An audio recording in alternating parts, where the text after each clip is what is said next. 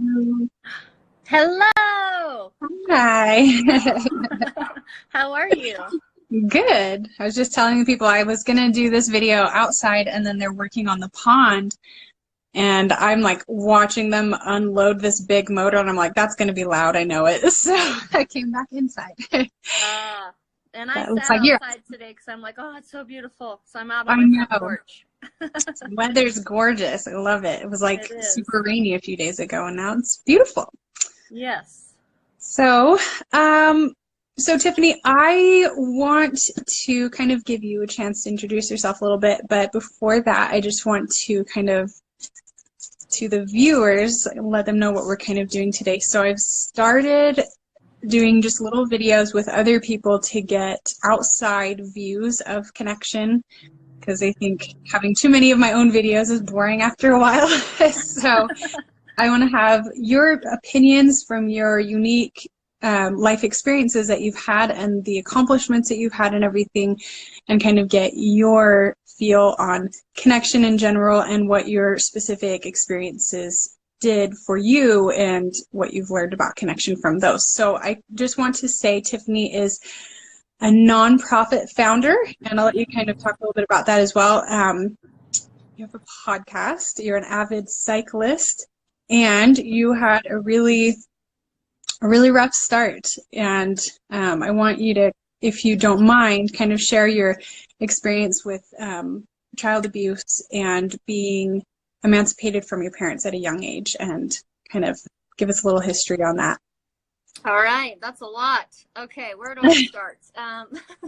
First of all, today we did a charity event at Skyline High School, and it was the Utah Philanthropy Fair. And of course, there's a UPS truck going by as I tell you this. Hope it's not too loud. You can barely hear it. And what we did today was so amazing because there's these kids in high school, and we forget that when you're young, you're so impressionable. And I was like so amazed by how many people who were coming to our booth and asking us about what S.H.A.R.E is all about and how they can help. And we're actually doing a youth empowerment day in May here in Salt Lake City at Wheeler Farm. And we were just getting the word out about it. And the youth empowerment day is just to let people know they're not alone. Whatever it is they're going through, whether it's they are suicidal, whether it's they're going through abuse, whether it's, they have a very bad home environment, whatever it is, we just wanted to get kids together and feel empowered. So kind of backtracking on that, I mentioned S.H.A.R.E, and that's my nonprofit. Yeah. S.H.A.R.E is something that I started in high school as a support group. I was actually emancipated from my family at 15 years old. So I was the second case in the state of Utah to be a legally emancipated minor. So I could check myself in and out of school. It's funny, they did an article about me on the Deseret News the year I graduated, and they interviewed one of my teachers, and she said, it was so weird. Most kids try to get their parents not to come to parent-teacher conference, and Tiffany came on her own behalf to find out how she was doing in school. Oh, wow. Yeah. So that was part of the article. But so what I did is when I became emancipated, before that all happened, I was suicidal. I was anorexic. I just felt disgusting and ugly and worthless. And that all stemmed from abuse. And, by that time of 15 years old, I had suffered all forms of abuse, physical, sexual, emotional, you name it. Ended up putting my stepfather in prison for molesting me and my sister, and he's actually still there today. But just wanted to start something where kids could come together and feel that they weren't alone in being abused, whether it was in their environment right then and there that they were dealing with, or they were coming out of it, or they were in foster care, whatever the case may be. And all we did, Lise, was we got together and we did our homework together, and we were a shoulder to cry on, and we had the camaraderie of, hey, we don't want to go down that path of drugs and teenage pregnancy and getting involved in gangs and the wrong crowds. And so this support group of 10 kids at Kearns High School back in 1998 gained some momentum. And that happened because somebody in our group told somebody at a neighboring high school about the support group. And they're like, oh, I want to start this at my school. And Yeah. then another school wanted to start it, and another school, and it just picked up so much momentum that it turned into a national 501c3 nonprofit. So when we started it, it stood for Students Helping the Abused React and Empower. And the UPS driver's leaving now. It's my Amazon Prime deliveries. No, I'm just kidding. Woohoo! So what we were doing is we were showing kids, our peers, whoever, how to react and be resilient to the abuse so that it didn't define us, so that it didn't, we didn't become a statistic of, hey, we're going to be abusers ourselves.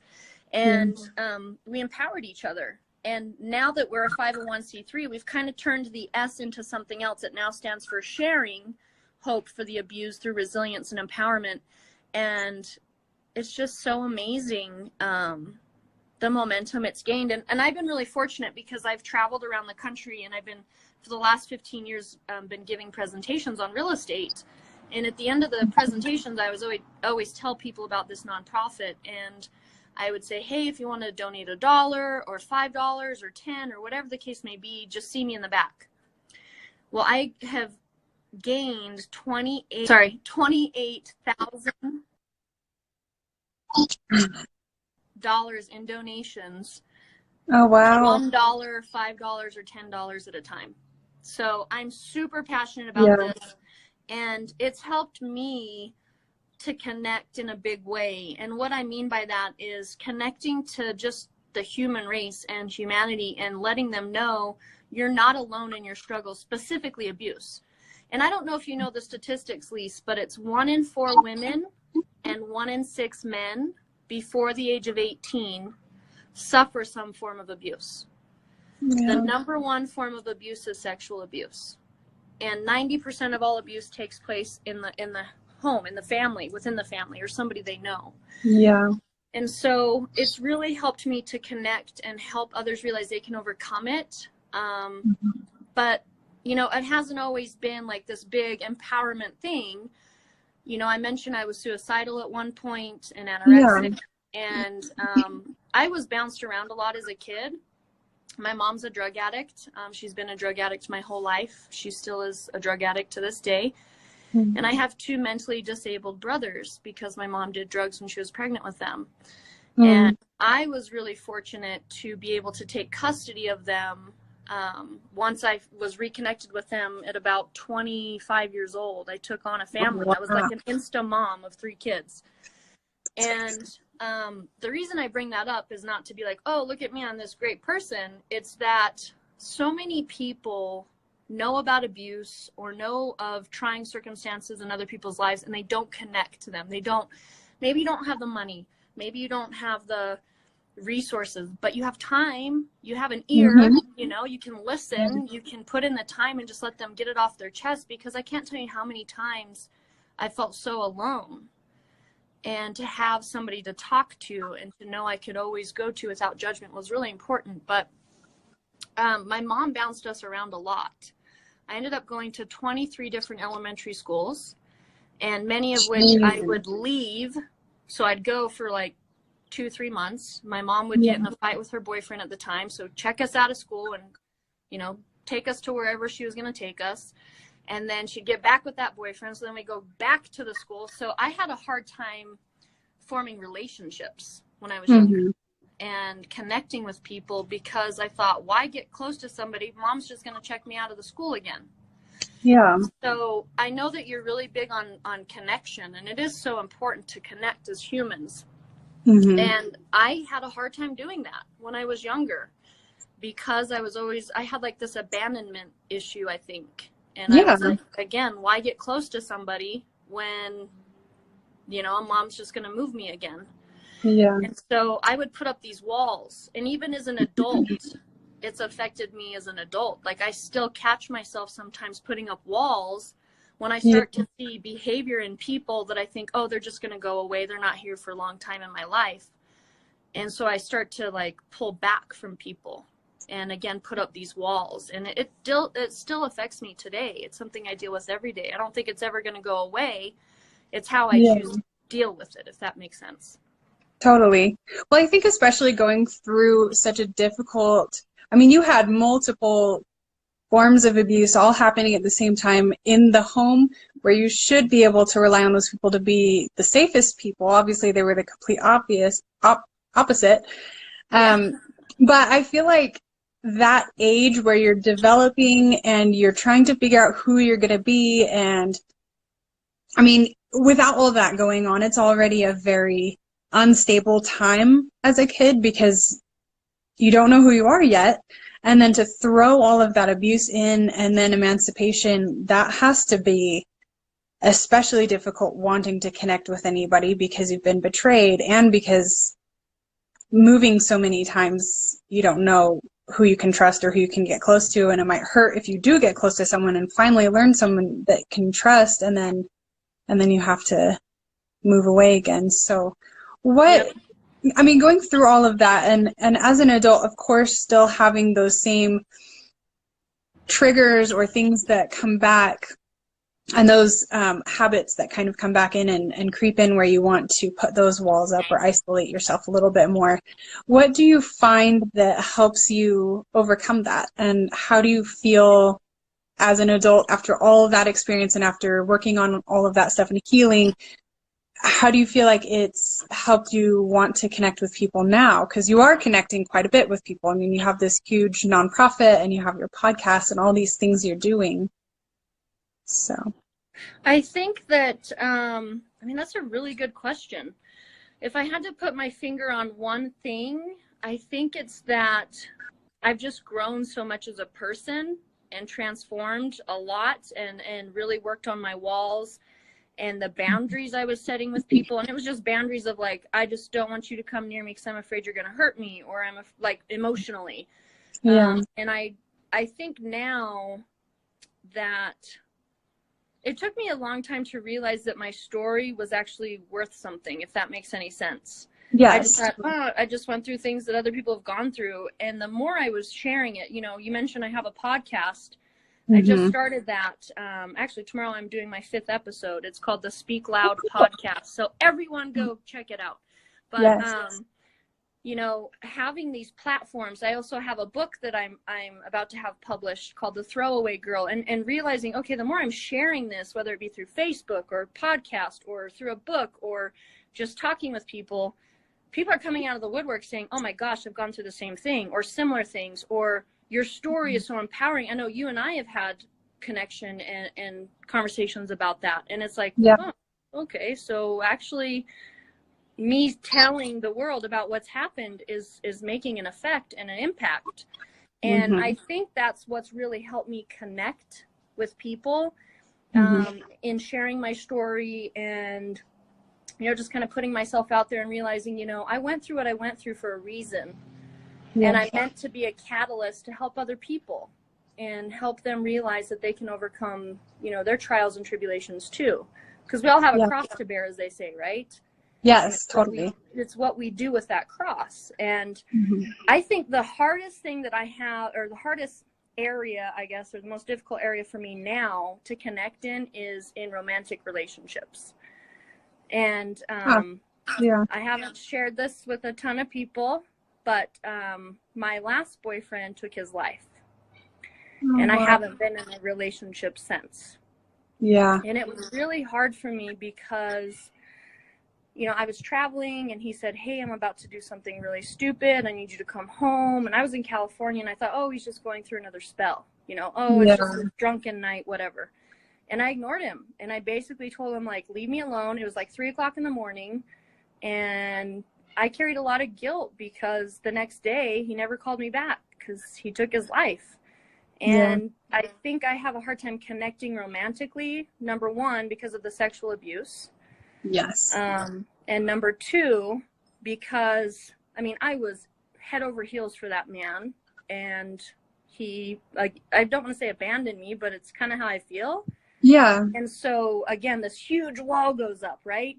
And I think in every other relationship, I'm okay. I can connect just fine.